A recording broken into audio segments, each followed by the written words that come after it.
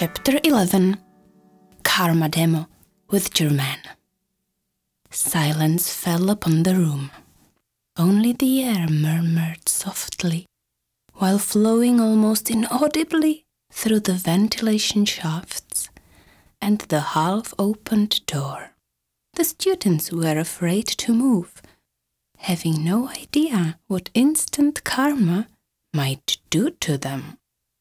After a few minutes, however, they began to relax, and from time to time someone even tried to whisper to their neighbor because absolutely nothing had been happening for so long. Quietly, Germain watched them from a stone bench in the corner of the room by the door. Meritaten, sitting directly opposite to him in that cramped space, with her knees just a few inches away from his, could see his eyes had narrowed, as though meditating peacefully, waiting for the aforementioned half-hour to pass. Meritaten's restless mind was about to wander to yesterday's garden, where she had been lying by the fire in Lama's arms. The other's thoughts had probably started to run away too, but at that very moment Riyad groaned in pain and shouted out, "Who kicked me?" Crossly, the boy next to him objected. "Can't you see I'm just sitting here? I haven't done anything to you." On saying that, he too touched his face as if someone had slapped him. The violence startled Meritaten, but her shock seemed to have also amplified multiple times. Desperately, she opened her eyes wide and jumped up to lean her back against the wall. Terrible, uncontrollable fright was shaking her like a shivering fit. Her muscles ticked and her teeth chattered.